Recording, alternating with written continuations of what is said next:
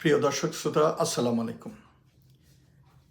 স্বৈরাচারী শেখ হাসিনা তার ১৬-১৭ বছরের স্বৈরাচারী শাসনের মাধ্যমে দেশে যে নির্যাতনের স্টিম রোলার চালিয়েছিলেন এবং যে সকল মানবাধিকার লঙ্ঘনের মাধ্যমে অপরাধ করেছেন, আমাদের দেশের মানুষ সে ব্যাপারে জানেন। এবং সেজন্য ২৪শে জুলাইয়ের মুখে তাকে দেশ থেকে পালিয়ে যেতে বাধ্য করা হয়েছে। কিভাবে গেছেন, কে সাহায্য করেছেন বা কে তাকে গ্রহণ করেছেন, সেইটা ভিন্ন বিতর্ক। আমি সেই বিতর্কে যেতে চাই না। তবে আজকে একটু আলোকপাত করতে চাই যে শেখ হাসিনা কেন দেশে ফিরবেন সে বিষয়ে। শেখ হাসিনা দেশে ফিরবেন না। রাজনৈতিক আন্দোলন মোকাবেলা করা আর মৃত্যুদণ্ড মোকাবেলা করার মধ্যে একটি গুরুত্বপূর্ণ পার্থক্য আছে, এবং এই পার্থক্যই শেখ হাসিনার দেশে না ফেরার সম্ভাবনার মূল ভিত্তি।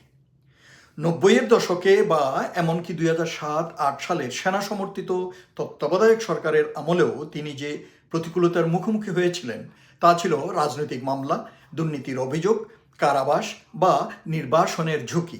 এইসবের মধ্যে আপোষ, ক্ষমা, বিদেশি মধ্যস্থতা বা রাজনৈতিক পট পরিবর্তনের মাধ্যমে সমাধান খোঁজার জায়গা থাকে। মৃত্যুদণ্ডে এমন কোনো অবকাশ নেই। আন্তর্জাতিক অপরাধ ট্রাইব্যুনাল ইতিমধ্যে ২০২৫ সালের নভেম্বরে তাকে মানবতা বিরোধী অপরাধে মৃত্যুদণ্ড দিয়েছে এবং ২০২৬ সালের জানুয়ারিতে সেই রায়ের পূর্ণাঙ্গ ৪৫৭ পৃষ্ঠার কপি প্রকাশিত হয়েছে। এটি আর অনুমান বা রাজনৈতিক অভিযোগের পর্যায়ে নেই। এটি আদালতে প্রতিষ্ঠিত একটি বাস্তবতা। তার প্রত্যাবর্তন নিয়ে যে কোনো হিসাব নিকাশ এই বাস্তবতা থেকেই শুরু করতে হবে। ২০২৪ সালের পলায়নের সঙ্গে তুলনা করলে বিষয়টি আরও স্পষ্ট হয়। সেবার তিনি জনরোষের তাৎক্ষণিক বিস্ফোরণ থেকে জীবন বাঁচিয়ে পালিয়েছিলেন। তখন কোনো প্রাতিষ্ঠানিক রায় ছিল না, ছিল একটি স্বতঃস্ফূর্ত গণ অভ্যুত্থান। আজকের পরিস্থিতি দুইভাবে খারাপ। একদিকে আইনি প্রতিক্রিয়ায় মৃত্যুদণ্ড চূড়ান্ত হয়ে গেছে, অন্যদিকে যেই জনরোষ ২০২৪ সালে তাকে ক্ষমতাচ্যুত করেছিল, ১.৫ বছরের পুঞ্জীবিত ক্ষোভ এবং জুলাই গণ অভ্যুত্থানে নিহতদের পরিবারগুলোর ন্যায় বিচারের দাবিতে তা আরও তীব্র হয়েছে। ফলে তার দেশে ফেরা মানে আইনি ফাঁসি এবং সম্ভাব্য গণপিটুনি, দুটি পৃথক অথচ সমান প্রাণঘাতী ঝুঁকির একযোগে মুখোমুখি হওয়া। সরকারের নিজস্ব অবস্থানও একটি প্রকৃত দ্বন্দ্বে আটক আছে।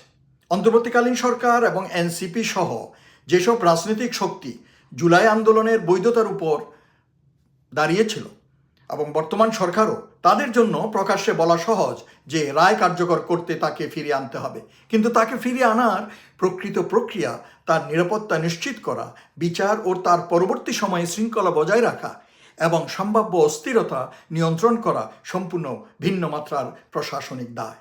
ভারতের সঙ্গে প্রত্যর্পণ চুক্তি থাকা সত্ত্বেও দিল্লি বাস্তবে তাকে এখনও ফেরত পাঠায়নি। আর এই দ্বিধা নিজেই প্রমাণ করে যে বাস্তবতা প্রকাশ্য বক্তব্যের চেয়ে অনেক বেশি জটিল। আইন শৃঙ্খলা রক্ষার সক্ষমতার প্রশ্নটি একটি গুরুত্বপূর্ণ কাঠামোগত দুর্বলতা। ২০২৪ সালের পট পরিবর্তনের পর পুলিশ বাহিনীর মনোবল, সাংগঠনিক সক্ষমতা এবং জন আস্থা তিনটি মারাত্মকভাবে ক্ষতিগ্রস্ত হয়েছে। তার প্রত্যাবর্তনের খবরে বড় ধরনের গণজমায়েত বা সহিংস প্রতিক্রিয়া হলে পুলিশের একার পক্ষে তা নিয়ন্ত্রণ করা কঠিন হবে। আর জনগণের বিরুদ্ধে সেনাবাহিনী, বিজিবি বা র্যাব ব্যবহারের প্রশ্নটি রাজনৈতিকভাবে অত্যন্ত স্পর্শকাতর। কারণ ২০২৪ সালের আন্দোলনের অন্যতম মূল বার্তাই ছিল সেনাবাহিনীকে জনগণের বিরুদ্ধে ব্যবহার না করা, এবং সেনাবাহিনী জনগণের পাশে দাঁড়ানোর সিদ্ধান্ত নিয়েছিল বলেই ক্ষমতার পালাবদল সম্ভব হয়েছিল। এই ঐতিহাসিক নজির ভেঙে আবার জনতার বিরুদ্ধে বাহিনী নামানো যে কোনো সরকারের জন্য আত্মঘাতী হবে। বিডিআর হত্যাকাণ্ডের প্রসঙ্গে একটি স্পষ্টীকরণ জরুরি। ২০০৯ সালের বিডিআর বিদ্রোহ তার প্রত্যক্ষ সম্পৃক্ততা নিয়ে ব্যাপক জনসন্দেহ, বিতর্ক এবং বিভিন্ন তদন্তে ভিন্নমত থাকলেও একে শতভাগ প্রমাণিত বলাটা বিচারিক অর্থে বাড়িয়ে বলা। এই নির্দিষ্ট মামলায় এখনও কোনো চূড়ান্ত ফৌজদারি রায় হয়নি। যদিও জুলাই গণঅভ্যুত্থানের মামলায় তিনি ইতিমধ্যে মৃত্যুদণ্ডে দণ্ডিত। অধিক যুক্তিসঙ্গত বক্তব্য হলো, বহু বিশ্লেষক, সামরিক কর্মকর্তা ও ভুক্তভোগী পরিবার বিডিআর হত্যাকাণ্ডে তার ভূমিকা নিয়ে দীর্ঘদিন ধরে গুরুতর প্রশ্ন তুলে আসছেন এবং ভবিষ্যতে এই মামলা পুনরায় খোলা হলে তা একটি কার্যকর মৃত্যুদণ্ডের উপর অতিরিক্ত আইনি ঝুঁকি হিসেব যুক্ত হবে। একটি মৃত্যুদণ্ডের মুখোমুখি হওয়াই যথেষ্ট নিরুৎসাহজনক। দ্বিতীয়, একটি অত্যন্ত স্পর্শকাতর মামলার সম্ভাবনা তার ফেরার আগ্রহ আরও কমিয়ে দেয়। এটি সত্য যে গণ অভ্যুত্থান পরবর্তী সময়ে আওয়ামী লীগ নেতাকর্মীদের বাড়িঘর ও ব্যবসা প্রতিষ্ঠান আক্রান্ত হয়েছে, কিন্তু ব্যাপক প্রাণহানি ঘটেনি, যা জনগণের সংযমের একটি প্রমাণ হিসেবে দেখা যেতে পারে। কিন্তু আশঙ্কাটি অমূলক নয় যে তার প্রত্যাবর্তন নতুন করে জনরোষ উস্কে দিতে পারে, যার প্রভাব কারাগারে থাকা আওয়ামী লীগ নেতাদের উপরও পড়তে পারে। 1975 সালের জেল হত্যাকাণ্ডের স্মৃতি বাংলাদেশের রাজনৈতিক সংস্কৃতিতে এখনও গভীর ক্ষত হয়ে আছে এবং চরম উত্তেজনার মুহূর্তে ইতিহাস পুনরাবৃত্ত হওয়ার আশঙ্কা ভিত্তিহীন নয়। এই দৃষ্টিকোণ থেকে তার অনুপস্থিতি আওয়ামী লীগের অবশিষ্ট নেতৃত্বের বাস্তব স্বার্থেই সহায়ক, কারণ তার উপস্থিতি এমন এক অনুঘটক হয়ে উঠতে পারে যা দলের জন্য আরও বিপর্যয়কর পরিণতি ডেকে আনতে পারে। সবশেষে তিনি কেন ফিরবেন, এই প্রশ্নেরও একটি বাস্তবভিত্তিক জবাব আছে। প্রায় 2 দশকের ক্ষমতাকালে সঞ্চিত সম্পদ, পরিবার ও ঘনিষ্ঠজনদের ব্যবসায়িক স্বার্থ এবং ভারতের মতো শক্তিশালী প্রতিবেশী রাষ্ট্রে দীর্ঘমেয়াদী আশ্রয়ের বাস্তবতা, এই তিনটি একসঙ্গে বিবেচনা করলে দেশে ফেরার আর্থিক বা ব্যক্তিগত প্রয়োজনীয়তা কার্যত নেই। কিছু রাজনৈতিক নেতা জীবনের শেষ ভাগে শহীদ হওয়ার প্রতীকী আকাঙ্ক্ষায় আকৃষ্ট হন, কিন্তু তার অতীত আচরণ, বিশেষত 2024 সালে দ্রুত পালিয়ে যাওয়ার সিদ্ধান্ত ইঙ্গিত দেয় যে তিনি ধারাবাহিকভাবে আদর্শগত আত্মত্যাগের চেয়ে আত্মরক্ষাকেই অগ্রাধিকার দিয়েছেন। তবে সম্পূর্ণ চিত্রের জন্য বিপরীত যুক্তিগুলোও স্বীকার করা দরকার। কেউ কেউ মনে করেন ভারতের দ্বিপক্ষীয় ও কৌশলগত বিবেচনা তাকে চিরকাল আশ্রয় দেওয়ার অনুমতি নাও দিতে পারে এবং ক্রমবর্ধমান আন্তর্জাতিক চাপ শেষ পর্যন্ত প্রত্যর্পণে বাধ্য করতে পারে।